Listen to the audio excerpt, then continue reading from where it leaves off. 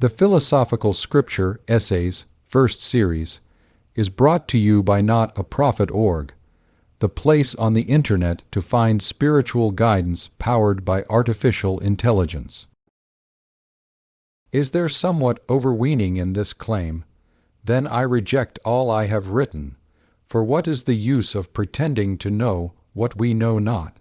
But it is the fault of our rhetoric that we cannot strongly state one fact without seeming to belie some other. I hold our actual knowledge very cheap. Hear the rats in the wall, see the lizard on the fence, the fungus underfoot, the lichen on the log. What do I know sympathetically, morally, of either of these worlds of life? As old as the Caucasian man, perhaps older, these creatures have kept their counsel beside him, and there is no record of any word or sign that has passed from one to the other. What connection do the books show between the 50 or 60 chemical elements and the historical eras? Nay, what does history yet record of the metaphysical annals of man? What light does it shed on those mysteries which we hide under the names death and immortality? Yet every history should be written in a wisdom which divined the range of our affinities and looked at facts as symbols. I am ashamed to see what a shallow village tale our so-called history is. How many times we must say Rome and Paris and Constantinople. What does Rome know of rat and lizard?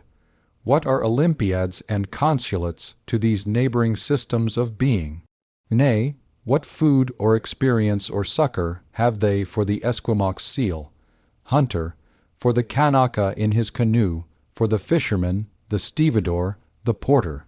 Broader and deeper we must write our annals, from an ethical reformation, from an influx of the ever-new, ever-sanative conscience, if we would trulier express our central and wide, related nature, instead of this old chronology of selfishness and pride to which we have too long lent our eyes. Already that day exists for us, shines in on us at unawares, but the path of science and of letters is not the way into nature. The idiot, the Indian, the child, and unschooled farmer's boy stand nearer to the light by which nature is to be read than the dissector or the antiquary. Self-reliance, ni te quiseveris extra. Man is his own star, and the soul that can render an honest and a perfect man commands all light, all influence, all fate. Nothing to him falls early or too late. Our acts our angels are, or good, or ill, our fatal shadows that walk by us still. Epilogue to Beaumont and Fletcher's honest man's fortune cast the bantling on the rocks, suckle him with the she-wolf's teat, wintered with the hawk and fox, power and speed be hands and feet. Essay Roman 2, Self-Reliance. I read the other day some verses written by an eminent painter which were original and not conventional. The soul always hears an admonition in such lines, let the subject be what it may. The sentiment they instill is of more value than any thought they may contain. To believe your own thought, to believe that what is true for you in your private heart is true for all men, that is genius. Speak your latent conviction, and it shall be the universal sense, for the inmost in due time becomes the outmost, and our first thought is rendered back to us by the trumpets of the last judgment. Familiar as the voice of the mind is to each, the highest merit we ascribe to Moses, Plato, and Milton is, that they set at naught books and traditions, and spoke not what men but what they thought. A man should learn to detect and watch that gleam of light which flashes across his mind from within, more than the luster of the firmament of bards and sages. Yet he dismisses without notice his thought, because it is his. In every work of genius we recognize our own rejected thoughts. They come back to us with a certain alienated majesty. Great works of art have no more affecting lesson for us than this. They teach us to abide by our spontaneous impression with good, humored inflexibility, than most when the whole cry of voices is on the other side. Else, tomorrow, a stranger will say with masterly good sense precisely what we have thought and felt all the time, and we shall be forced to take with shame our own opinion from another. There is a time in every man's education when he arrives at the conviction that envy is ignorance, that imitation is suicide, that he must take himself for better, for worse, as his portion, that, though the wide universe is full of good, no kernel of nourishing corn can come to him, but through his toil bestowed on that plot of ground which is given to him to till. The power which resides in him is new in nature, and none but he knows what that is which he can do, nor does he know until he has tried. Not for nothing one face, one character, one fact, makes much impression on him, and another none. This sculpture in the memory is not without pre-established harmony. The eye was placed where one ray should fall, that it might testify of that particular ray. We but half express ourselves, and are ashamed of that divine idea which each of us represents. It may be safely trusted as proportionate and of good issues, so it be faithfully imparted, but God will not have his work made manifest by cowards. A man is relieved and gay when he has put his heart into his work and done his best, but what he has said or done otherwise shall give him no peace. It is a deliverance which does not deliver. In the attempt his genius deserts him, no muse befriends, no invention, no hope. Trust thyself. Every heart vibrates to that iron string. Accept the place the divine providence has found for you, the society of your contemporaries, the connection of events. Great men have always done so, and confided themselves childlike to the genius of their age, betraying their perception that the absolutely trustworthy was seated at their heart, working through their hands, predominating in all their being. And we are now men, and must accept in the highest mind the same transcendent destiny, and not minors and invalids in a protected corner, not cowards fleeing before a revolution, but guides, redeemers and benefactors, obeying the almighty effort, and advancing on chaos and the dark. What pretty oracles nature yields us on this text, in the face and behavior of children, babes, and even brutes. That divided and rebel mind, that distrust of a sentiment because our arithmetic has computed the strength and means opposed to our purpose, these have not. Their mind being whole, their eye is as yet unconquered, and when we look in their faces, we are disconcerted. Infancy conforms to nobody, all conform to it, so that one babe commonly makes 4 or 5 out of the adults who prattle and play to it. So God has armed youth and puberty and manhood no less with its own piquancy and charm, and made it enviable and gracious, and its claims not to be put by, if it will stand by itself. Do not think the youth has no force, because he cannot speak to you and me. Hark! In the next room his voice is sufficiently clear and emphatic. It seems he knows how to speak to his contemporaries. Bashful or bold, then, he will know how to make us seniors very unnecessary. The nonchalance of boys who are sure of a dinner, and would disdain as much as a lord to do or say ought to conciliate one, is the healthy attitude of human nature. A boy is in the parlor what the pit is in the playhouse, independent, irresponsible, looking out from his corner on such people and facts as pass by. He tries and sentences them on their merits, in the swift, summary way of boys, as good, bad, interesting, silly, eloquent, troublesome. He cumbers himself never about consequences, about interests. He gives an independent, genuine verdict. You must court him. He does not court you. But the man is, as it were, clapped into jail by his consciousness. As soon as he has once acted or spoken with éclat, he is a committed person, watched by the sympathy or the hatred of hundreds, whose affections must now enter into his account. There is no leath for this. Ah, that he could pass again into his neutrality! Who can thus avoid all pledges, and having observed, observe again from the same unaffected, unbiased, unbribable, unaffrighted innocence, must always be formidable. He would utter opinions on all passing affairs, which being seen to be not private, but necessary, would sink like darts into the ear of men, and put them in fear.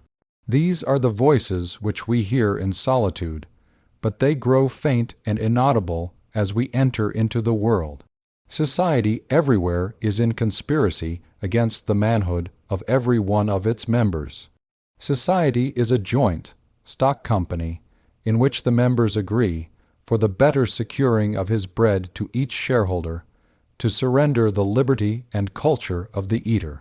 The virtue in most request is conformity. Self-reliance is its aversion. It loves not realities and creators, but names and customs. Whoso would be a man must be a nonconformist. He who would gather immortal palms must not be hindered by the name of goodness, but must explore if it be goodness. Nothing is at last sacred but the integrity of your own mind. Absolve you to yourself, and you shall have the suffrage of the world. I remember an answer which when quite young I was prompted to make to a valued adviser, who was wont to importune me with the dear old doctrines of the Church. On my saying, "What have I to do with the sacredness of traditions, if I live wholly from within?" my friend suggested, "But these impulses may be from below, not from above." I replied, "They do not seem to me to be such, but if I am the devil's child, I will live then from the devil. No law can be sacred to me but that of my nature. Good and bad are but names very readily transferable to that or this. The only right is what is after my constitution, the only wrong what is against it. A man is to carry himself in the presence of all opposition, as if everything were titular and ephemeral but he. I am ashamed to think how easily we capitulate to badges and names, to large societies and dead institutions. Every decent and well spoken individual affects and sways me more than is right. I ought to go upright and vital, and speak the rude truth in all ways.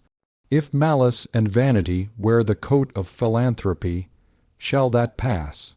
If an angry bigot assumes this bountiful cause of abolition, and comes to me with his last news from Barbados, why should I not say to him, "Go love thy infant, love thy wood, chopper, be good-natured and modest, have that grace, and never varnish your hard, uncharitable ambition with this incredible tenderness for black folk 1,000 miles off.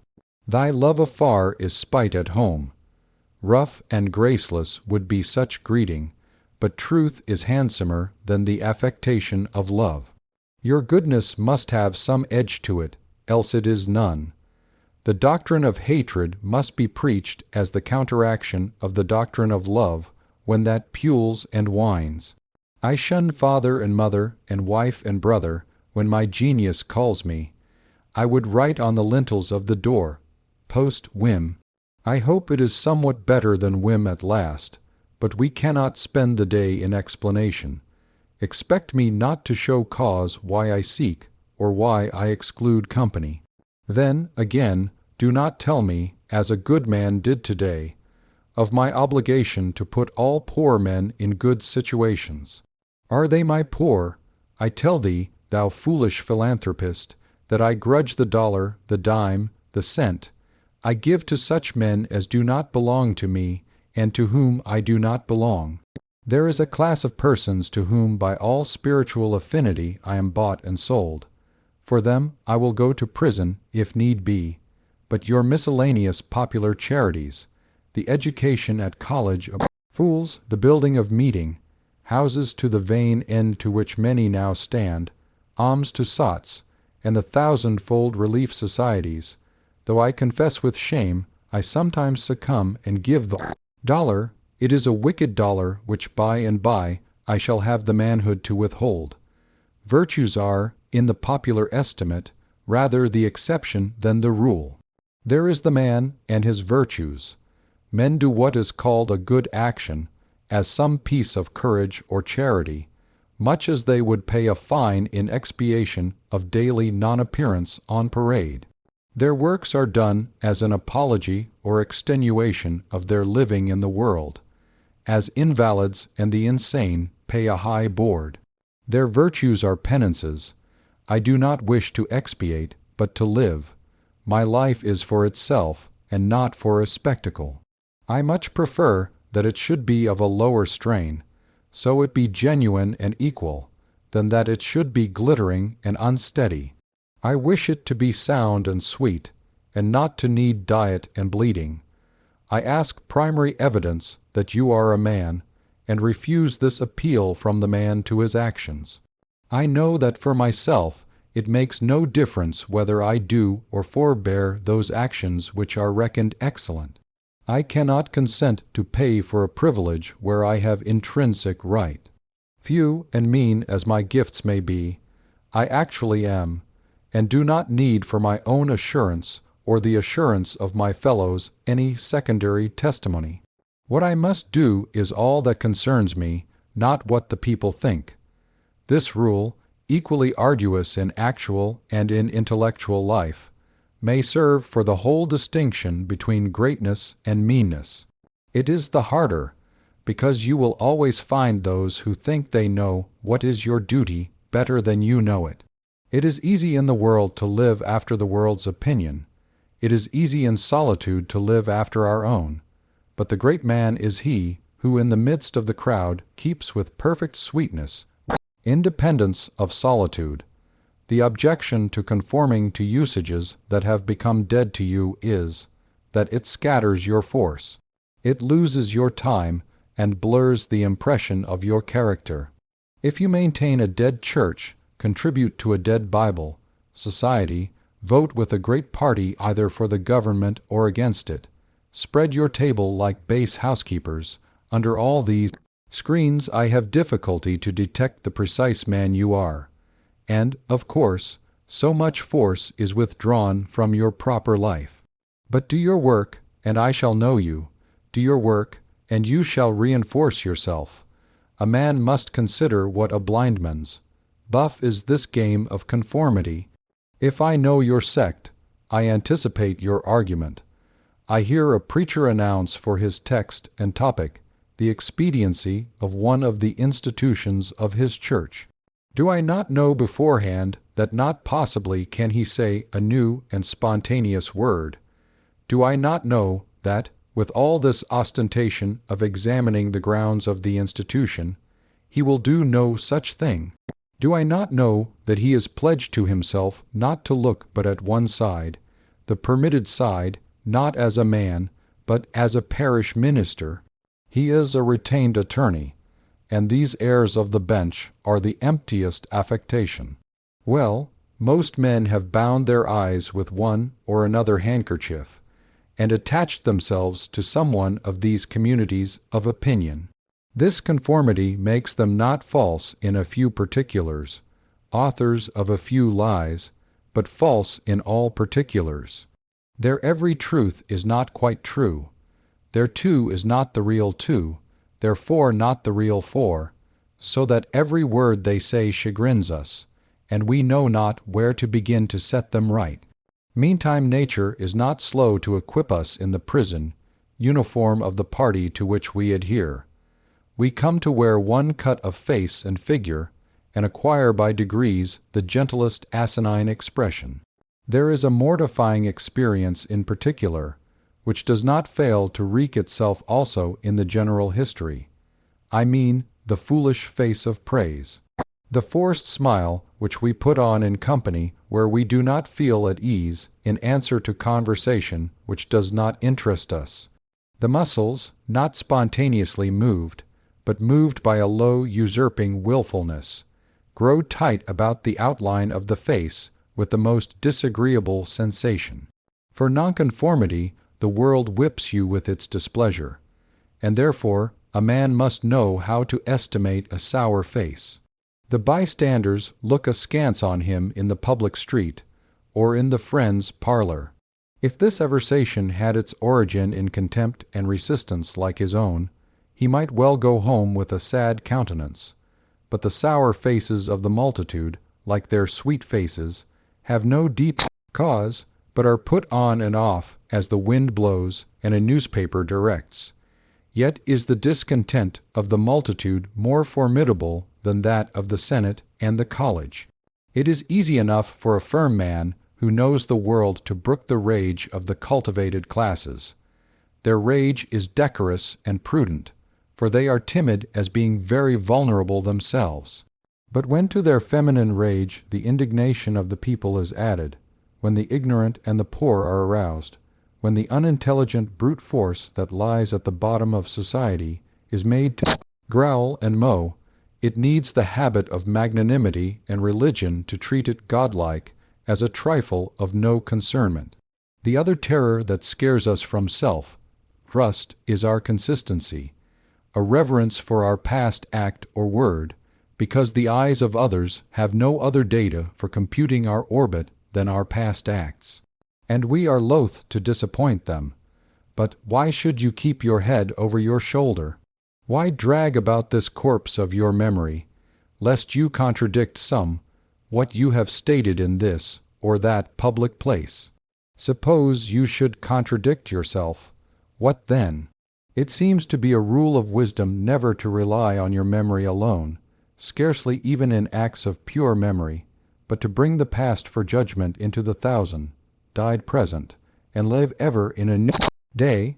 In your metaphysics you have denied personality to the deity, yet when the devout motions of the soul come, yield to them heart and life, though they should clothe God with shape and color. Leave your theory, as Joseph his coat in the hand of the harlot, and flee. A foolish consistency is the hobgoblin of little minds, adored by little statesmen and philosophers and divines. With consistency, a great soul has simply nothing to do. He may as well concern himself with his shadow on the wall. Speak what you think now in hard words, and tomorrow speak what tomorrow thinks in hard words again, though it contradict everything you said today. Ah, so you shall be sure to be misunderstood. Is it so bad, then, to be misunderstood? Pythagoras was misunderstood, and Socrates, and Jesus, and Luther, and Copernicus, and Galileo, and Newton, and every pure and wise spirit that ever took flesh. To be great is to be misunderstood. I suppose no man can violate his nature. All the sallies of his will are rounded in by the law of his being, as the inequalities of Andes and Himal are insignificant in the curve of the sphere. Nor does it matter how you gauge and try him. A character is like an acrostic or Alexandrian stanza. Read it forward, backward, or across, it still spells the same thing. In this pleasing, contrite wood, life which God allows me, let me record day by day my honest thought without prospect or retrospect, and I cannot doubt, it will be found symmetrical, though I mean it not, and see it not. My book should smell of pines and resound with the hum of insects. The swallow over my window should interweave that thread or straw he carries in his bill into my web also. We pass for what we are. Character teaches above our wills. Men imagine that they communicate their virtue or vice only by overt actions, and do not see that virtue or vice emit a breath every moment. There will be an agreement in whatever variety of actions, so they be each honest and natural in their hour. For of one will, the actions will be harmonious, however unlike they seem. These varieties are lost sight of at a little distance, at a little height of thought. One tendency unites them all. The voyage of the best ship is a zigzag line of 100 tacks. See the line from a sufficient distance, and it straightens itself to the average tendency. Your genuine action will explain itself, and will explain your other genuine actions. Your conformity explains nothing. Act singly, and what you have already done singly will justify you now. Greatness appeals to the future.